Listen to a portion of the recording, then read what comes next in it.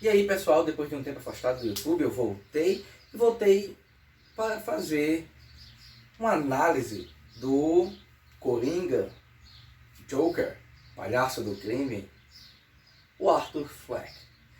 O filme está fazendo muito sucesso, está sendo um divisor de águas em relação a HQ e cinema, e como está se trazendo para o cinema novas perspectivas mais viscerais das HQs.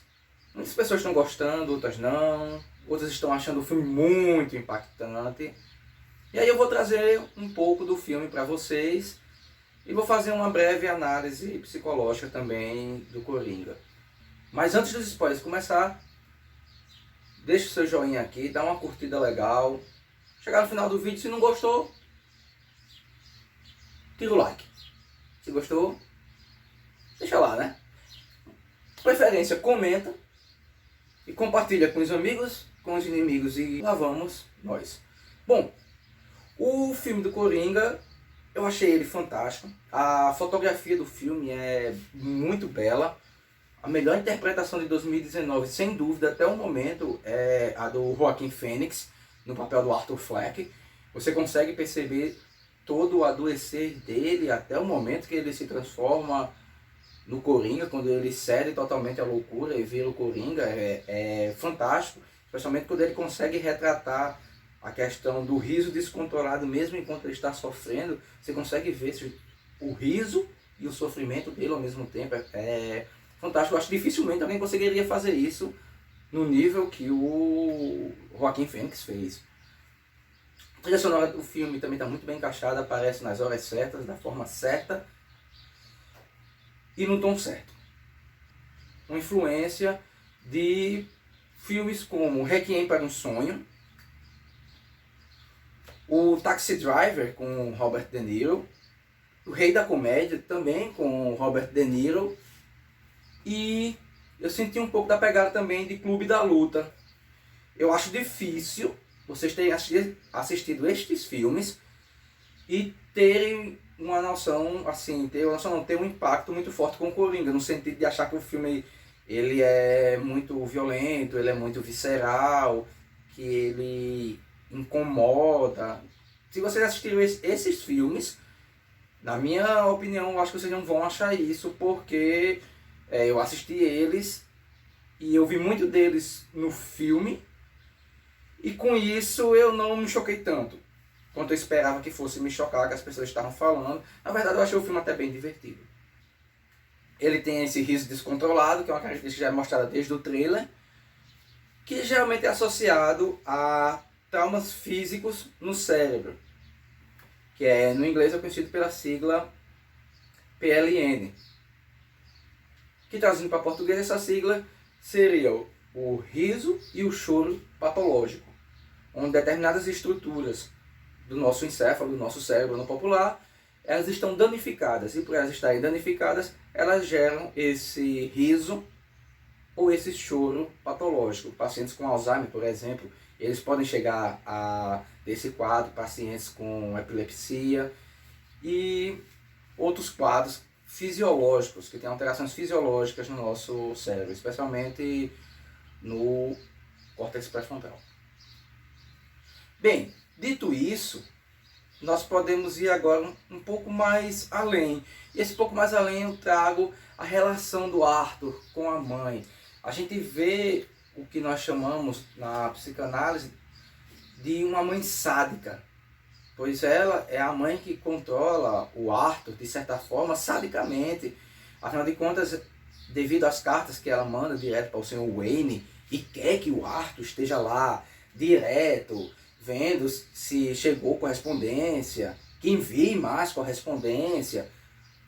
Ela mostra ali que, independente do que ele faça, de que ele trabalhe ou não, aquilo realmente não tem um peso positivo dentro da casa. Precisa de uma figura masculina ali que exerça o papel realmente de pai dentro da casa. Tem uma relação simbiótica entre o Arthur e a mãe, porque embora ela possa deambular, ou seja, ela possa andar, ela possa se locomover sozinha, mas ele é quem dá banho na mãe. Ou seja, tem ali um certo jogo de sedução, nem que seja inconsciente, mas há esse jogo de sedução. Você vê que o Arthur é uma pessoa que não se relaciona com mulheres. Ele não tem essa relação. E ele pega essa libido dele e direciona para o cuidado dessa mãe que claramente o manipula para deixar ele preso a ela. Quando ela diz durante o banho que para ser comediante deveria ser engraçado, ou seja, ela está novamente diminuindo, novamente tirando dele aquilo que ele poderia ter, tirando dele aquilo que ele acha que ele tem. Então a gente vê um complexo de Édipo, como vai dizer Freud, que o filho deseja a mãe, deseja esse amor da mãe, deseja esse carinho da mãe, e rivaliza com o pai. Porém, o pai não é presente. Então esse complexo de Édipo ele não foi realizado corretamente, porque a lei, que seria o pai, seria a interdição, a castração do pai chegar e dizer, olha, não pode ter essa relação com a mãe, você não pode desejar sua mãe, o incesto não pode acontecer. Não tem isso na vida do Arthur, porque ele não tem pai, ele não sabe quem é o pai dele. Durante toda a vida dele, foi apenas ele e a mãe dele. E com o desenrolar do filme, nós podemos ver que essa mãe é uma mãe doente. A própria Melanie Klein vai dizer que uma mãe neurótica já é um filho neurótico. Nesse caso é o inverso, é uma mãe psicótica.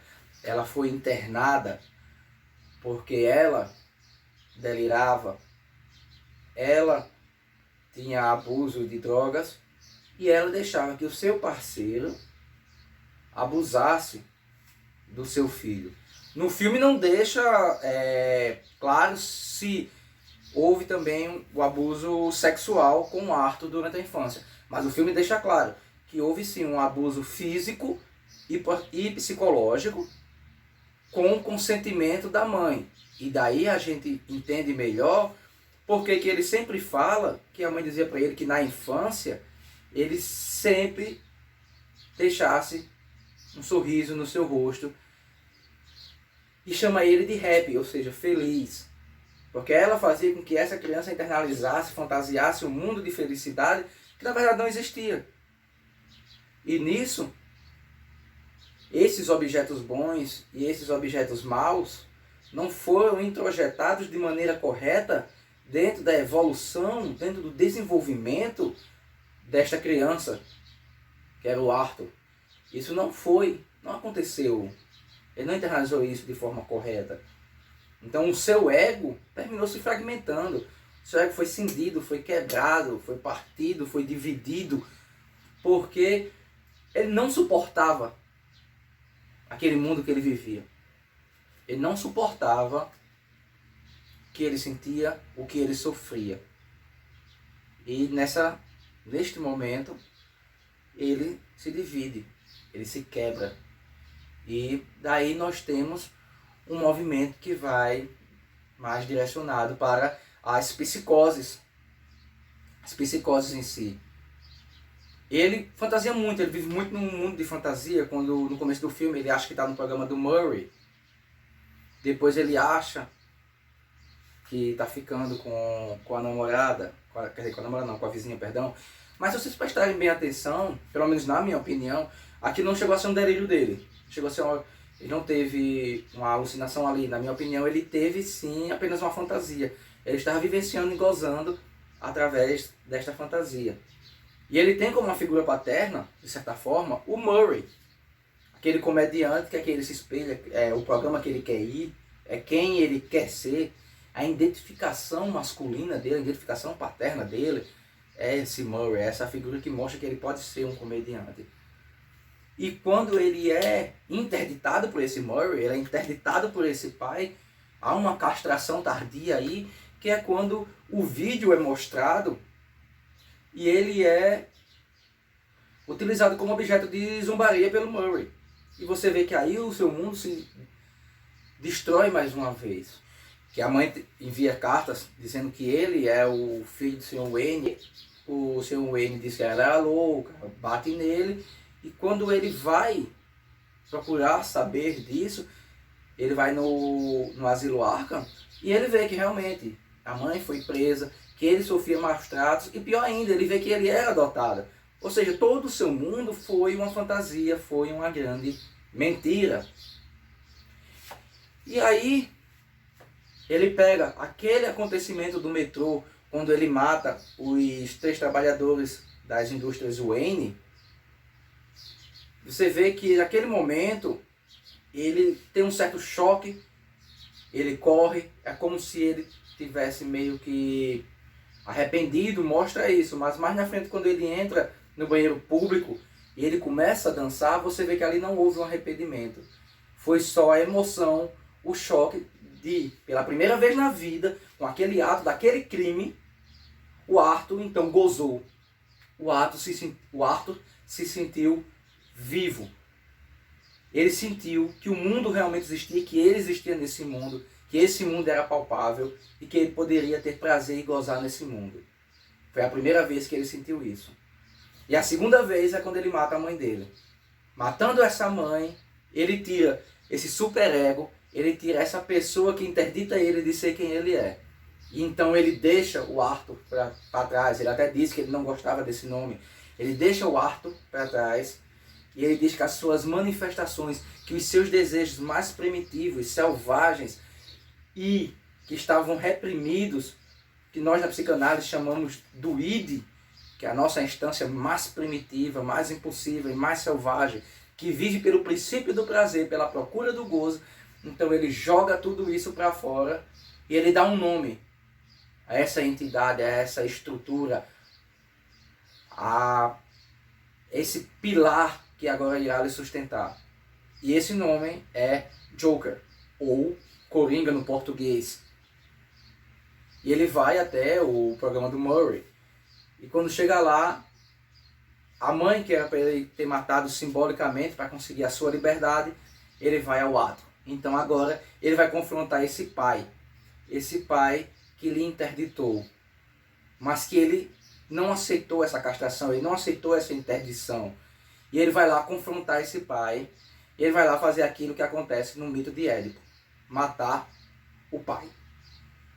E antes ele mostra aquela questão de como a sociedade adoece um sujeito, e que se ele estivesse morrendo na rua, as pessoas passariam por cima dele e não o ajudariam. Mas todo mundo tem pena daqueles sujeitos que foram mortos, do sujeito que foi morto no metrô por um policial, dos policiais que foram espancados, porque eles eram pessoas que tinham um valor social, enquanto aqueles que estão à margem da sociedade não têm valor e são esquecidos. E que isso adoece e pode enlouquecer qualquer pessoa. E após esse discurso e um bate-boca com o Murray, ele executa ele para ter certeza, ele dá mais tiros no Murray. E aí vem a questão que eu acho que é um dos temas principais que o filme traz através de todas essas alegorias, essas metáforas. A sociedade pode adoecer o sujeito a um ponto do sujeito ser tão sádico, ser tão perverso, ser tão maluco da cachola para fazer tudo que o Coringa faz? E a resposta, infelizmente, é sim. Sim. E o filme retrata muito bem porque esse processo, porque na psicologia, ela mostra que sempre uma criança que passa por privação, ela vai ter, inevitavelmente, uma chance muito grande, não que 100% das vezes ela vá, mas há uma chance muito grande dela pender para a delinquência, seja ainda na infância, seja na adolescência, seja na fase adulta. Todos os serial killers, eles têm algum tipo de trauma na infância. Os criminosos geralmente têm um trauma na infância.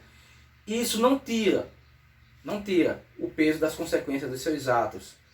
Mas isso faz com que nós possamos, então, compreender o que constrói um sujeito tão perverso, tão mau, um sujeito tão sádico, que se deleita e goza com o sofrimento do outro. Seja um sofrimento mental, seja um sofrimento físico.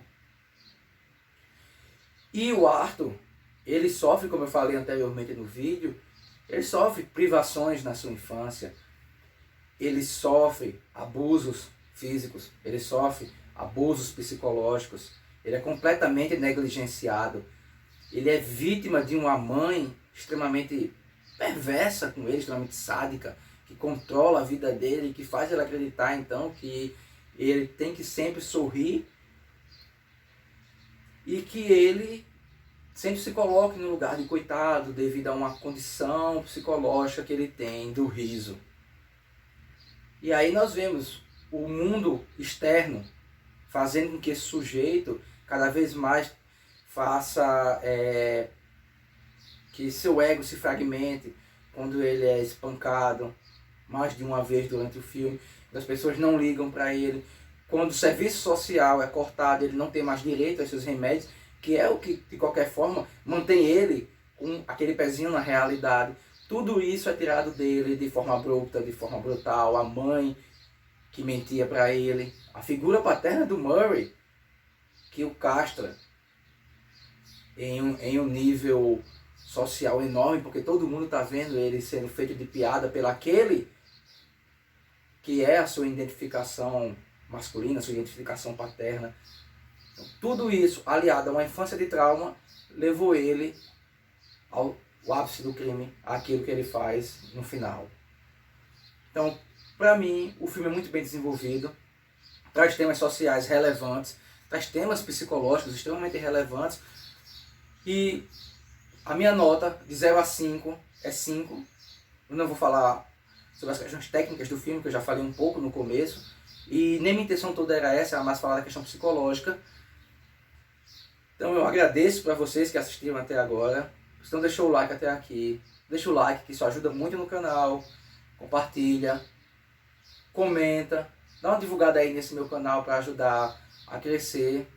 Valeu, gente, muito obrigado por estarem comigo até aqui e até a próxima.